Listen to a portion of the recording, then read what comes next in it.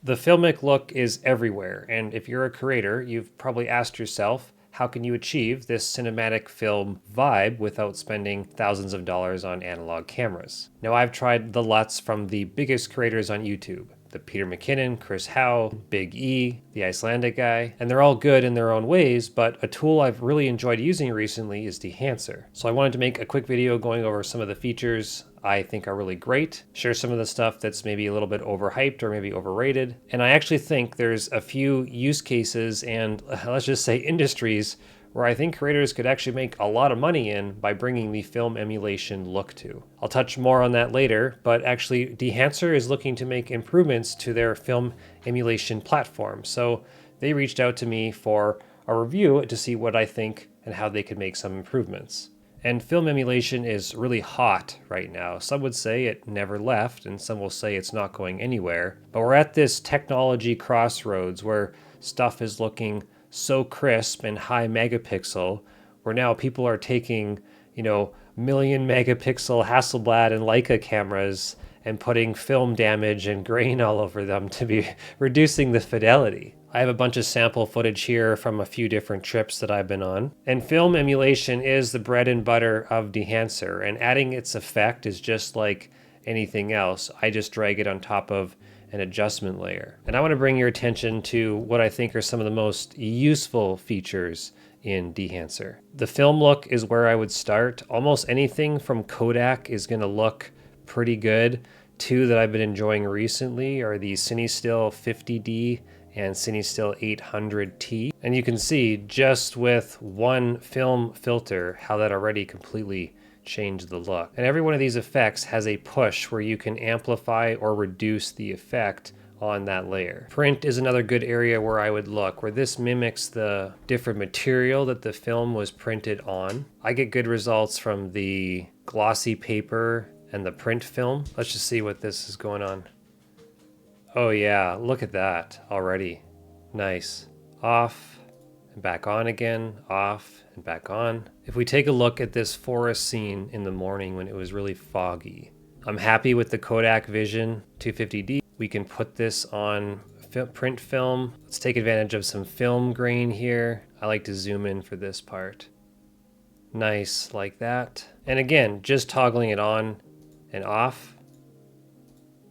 This is a good candidate for halation and bloom. Now, a lot of people ask what is the difference between halation and bloom. Halation is that sort of reddish glow that appears around the edges of highlights. It's that actual halo, halation, that glows around streetlights or candles or the sun. And the difference between bloom is that it's the soft diffusion between the light and the dark spots spilling into each other. And they're both classic film emulation looks. The presets are pretty good, but if you're crazy, you can go into the custom settings and tweak this however you want. That is looking awesome. And I have a 4090 and a 5900X. And I'm currently recording this in OBS, and I'm getting pretty good playback at 50% quality. Copy this to another clip here. I had fun playing with editing photos with Dehancer, taking advantage of the different profiles and settings. I like that you can be as subtle and as bold with whatever you want to be styling. I'm really happy with how this one turned out. Now the last three can really make or break your footage depending how you want to be ramping them up. And that's overscan, vignette, and film damage. Film damage is a cool one because it just adds a little bit of loss of detail, almost as if the frame got a little bit crinkled, if that makes any sense. Let's do this from the beginning here. Let's use Portrait 160, add our print film, halation, and of course a little bit of bloom. And let's go into overscan. You've probably seen this before, adding these effects in different Instagram reels or short YouTube films. There's a whole bunch of different styles, and they play back fairly well in Premiere Pro. And this is a perfect time to bring up the point where you can spend hours online trying to find some stock footage that you can chroma key out and do this for yourself, or try to find a film grain overlay to make your footage look a little less crispy, But with Dehancer, everything is right here in the tool panel. And with all these different custom settings, you're not going to run into the problem of having the exact same effects as another YouTuber, because you can make these all unique to you and then save them as a LUT to use in the future. Let's test another look here on the Lamborghini. Kodak Vision 250D, glossy paper, print film this time. Let's take a little bit of that color out. Grain, of course. Not a lot of halation and bloom, but we'll use it anyway. The vignette really shines. I find the vignette in Premiere Pro is a little bit too powerful, but these are good settings for something nice and subtle. You know what would make this just a little bit more sweet? See, turn this off. Oh, so much better, but look at this. Let's just crop the bottom and the top. Look how sick that looks right there. Just with drag and drop settings. Here's another one with just some presets. Nothing super custom. And another one.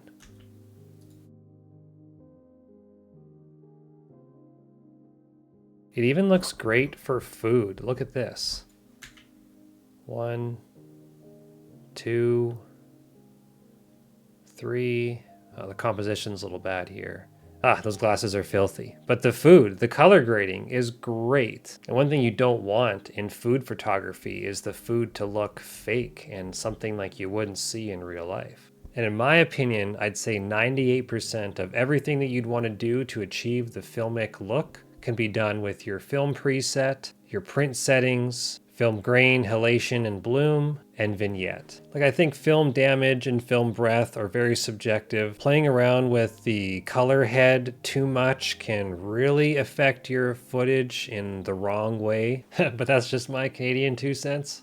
Now, I'm not done the video yet. I want to talk about some use cases for Dehancer that goes against the traditional grain of YouTube and advertisements and commercials, documentaries, and short films. Because I actually think that there is an untapped list for different areas and industries where people want to be standing out, where none of them are using film emulation tools like Dehancer. And there's 3 big ones that I want to share with you. So it's a fact that videos that both look and sound awesome get more views. Now, these are some outlier examples, but you've probably seen on YouTube different restoration videos or maker videos. There's some knife making or even some woodworking content.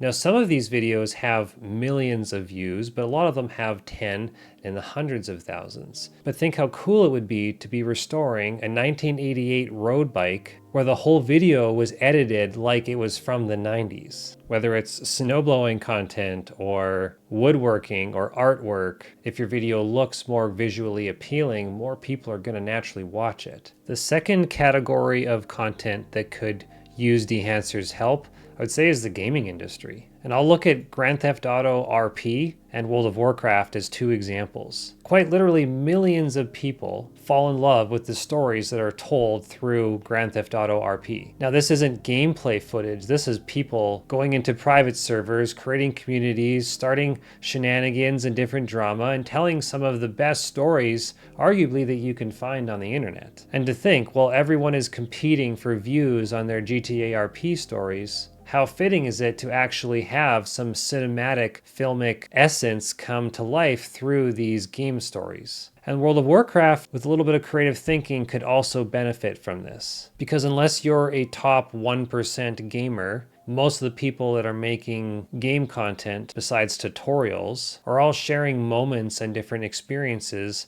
of them playing the game. Like here, 115,000 people watched Zaryu play classic WoW hardcore for the 10th time. Can you imagine how epic Stormwind at night with Halation and Bloom on would look in a YouTube video? Think of even Escape from Tarkov montage videos, how much cooler and more epic they could be with some cinematic styling. Or even League of Legends gameplay of getting pentakills that's styled like it's a Batman movie. I just think that there's an opportunity cost of not trying some of these tools. And do you really want to spend hours going through a 200 mega LUT file of cinematic presets? I don't think so. Life is too short not to try new cool things, especially if you're trying to grow your brand as a creator. And that touches into my last point, which I can't show you on my screen, but that is going to be using Dehancer in the spicy content industry. And it doesn't just have to be spicy content. There are creators in almost every category that do more mature themed content, whether that's in alcohol or travel or hobbies, and where everyone's just using TikTok and Instagram filters. Using something like Dehancer is going to put you on the top shelf in that category, if you know what I mean.